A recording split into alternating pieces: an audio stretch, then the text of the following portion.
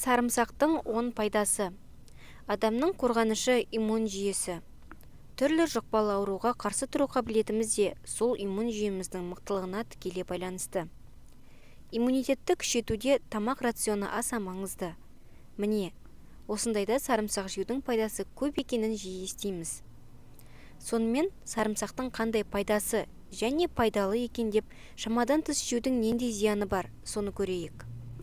Ең алдымен пайдасын тізіп шығайық. Біріншіден, бактериямен күреседі. Сарымсақты шекіре жегенде аллицин заты бөлінеді. Бұл зат түрлі зиянды бактерияларды жояды. Сондай-ақ антисептикалық, яғни залалсыздандыру қабілетіне ие. Егер сарымсақты қыздырса немесе ыстық суға салса, онда аллицин бөлінбейді.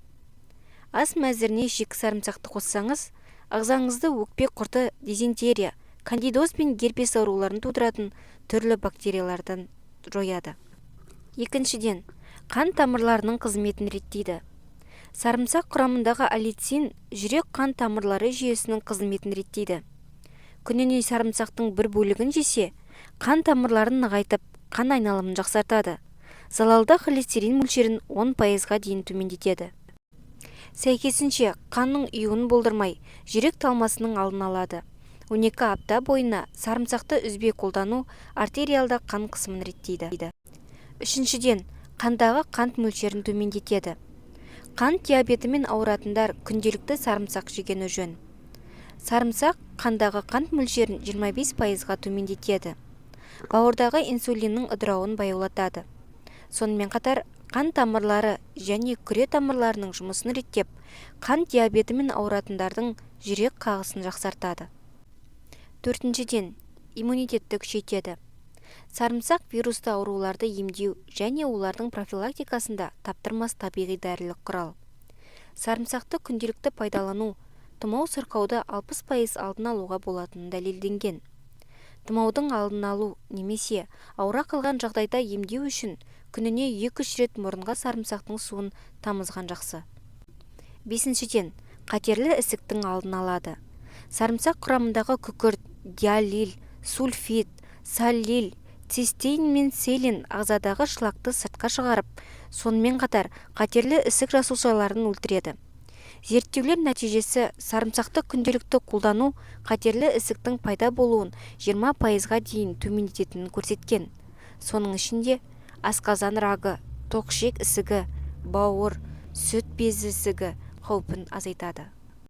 Алтыншы, паразиттер. Аскаридозбен жер бетінде 1 миллиард адам ауырады екен.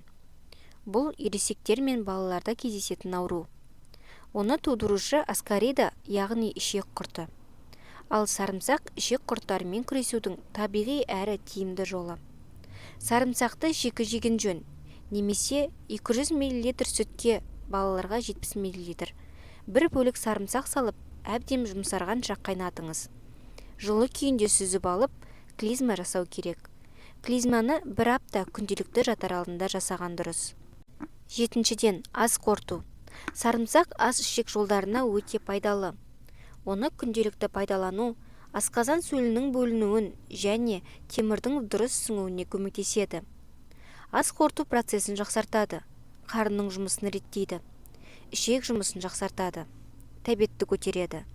Алайда, асқазан ойық жарасы және басқа да ауруларының асқынуы кезінде сарымсақты қолданбаған жөн. 8-ші, буын аурулары. Сарымсақтың аяқ-қол буындары үшін пайдасы зор. Тұз жинаудың алдын алуға болады.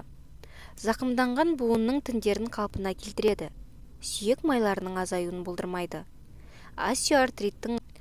9-ші, теріні қалпына келтіреді. Сарымсақтың құрамындағы дәрумендер теріні серпіндетеді. Әжімнің, бет терісінің қартаюының алдын алады.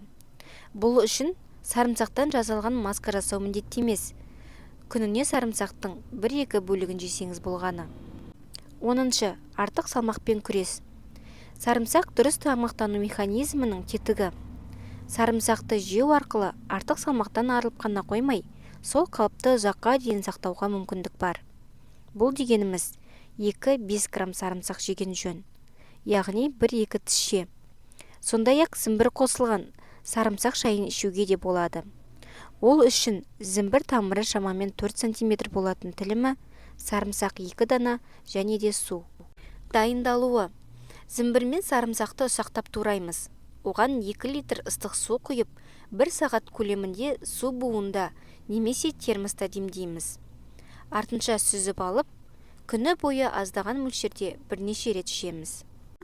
Ал енді сарымсақтың зияны қандай?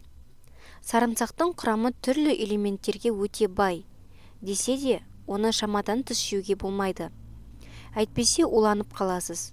Күніне 8 тіс сарымсақты жесе, қан кетеді. Сарымсақты аш қарынға жемеген жөн. Асқазаны ауыратындар асқынған не қозған кезде сарымсақты жемегені дұрыс. Сарымсақты көп жесе, ішке газ көп жиналады. Жүрек айнып, бас айналады. Дене температурасы көтеріледі. Сарымсақты балғын күйде жеген жөн.